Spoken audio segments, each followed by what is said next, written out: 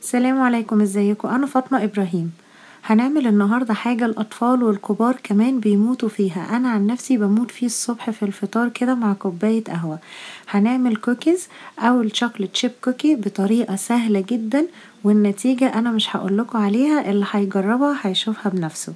يلا بينا نشوف الطريقة مع بعض.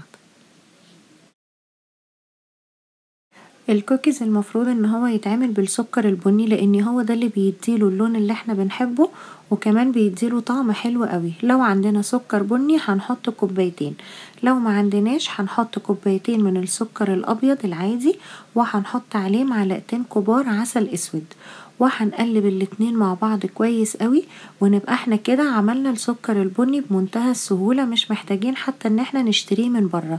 هو كده كمان طعمه بيبقى احلى من ان احنا نشتريه، علشان بيبقى بقاله فترة موجود، بس ده كده بيبقى طعمه احلى وبيبقى نتيجته احسن.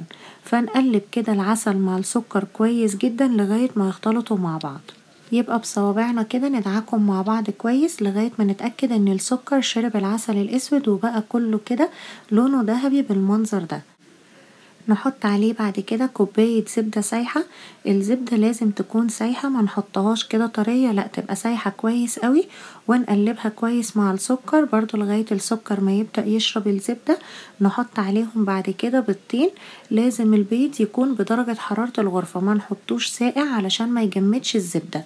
نحط برضو 2 بيضة كده، ونقلبهم برضو كويس مع السكر والزبدة، ونبقى كده خلطنا المكونات السايلة مع بعض. هنسيبها على جنب ونخلط المكونات الجافة علشان نحطهم بعد كده على بعض. هنحط في بولة كوبايتين ونص دقيق، ونحاول نجيب نوع دقيق كويس، ونحط ربع معلقة ملح ومعلقة صغيرة بيكنج صودا وربع معلقة قرفة، هي اختياري بس بتديله طعم وريحة حلوة قوي.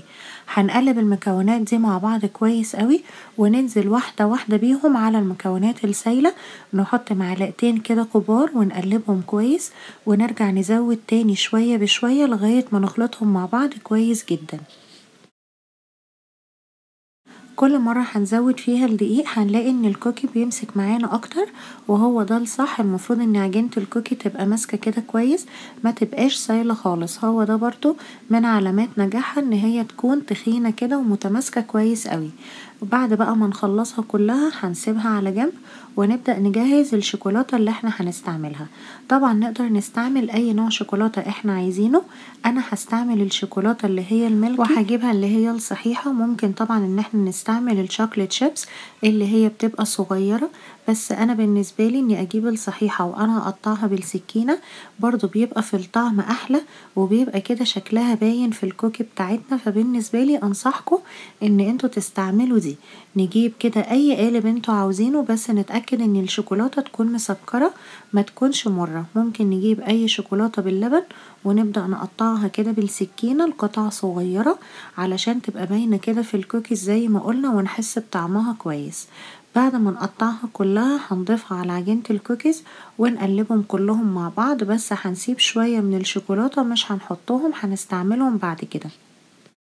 وندخل العجينة بتاعتنا التلاجة لمدة ساعة أو ساعتين قبل ما نشكلها، علشان تبقى متماسكة كده وتدينا نتيجة صح.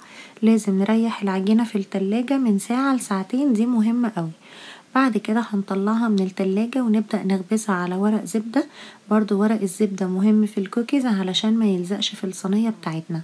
وهنحط كده منه حتة صغيرة على حرف معلقة صغيرة، يعني هيبقى بصوا نص كده المعلقة مش اكتر.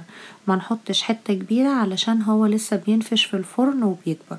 وبرضو ما نبططوش خالص، هنسيبه كده على شكل الكورة ده، علشان هو في الفرن بينفش زي ما قلتلكوا، وبيبقى فلات وبياخد شكل الكوكيز اللي احنا بنحبه.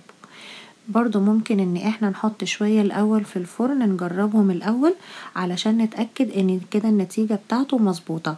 لو دخلنا شوية في الفرن ولقينا ان هو مثلا بقى فلات قوي او لازقين في بعض او فرش مننا جامد، يبقى نقلل الكمية شوية اللي احنا حاطينها في المعلقة، نحط كده قطعة صغيرة.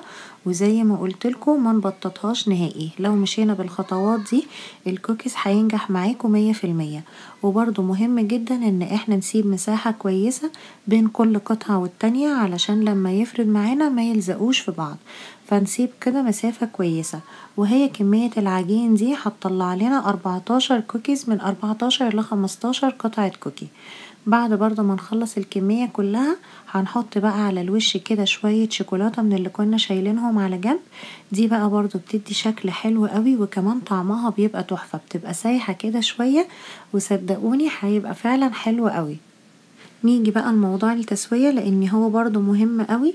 هندخله فرن يكون سخن على درجة حرارة 150. لازم الفرن يكون هادي جدا، وما نسويهوش اكتر من 8 دقايق ل10 دقايق. لو فتحنا عليه الفرن هنلاقيه في الاول طري، ما نقلقش هو مستوي وكل حاجة. لما نسيبه يبرد شوية هينشف وهيبقى كويس. هنسيبه كده لغاية ما يبرد الاول، وبعد كده نبدأ نشيله من الصينية. برضو لو شلناه في الاول هيتكسر مننا، لان زي ما قلتلكوا بيبقى طري. فنسيبه الاول 10 دقايق. وشايفين بقى بيبقى حلو ازاي؟ طعمه وريحته وشكله فعلا حلو قوي، لازم تجربوه لانه هيعجبكوا جامد.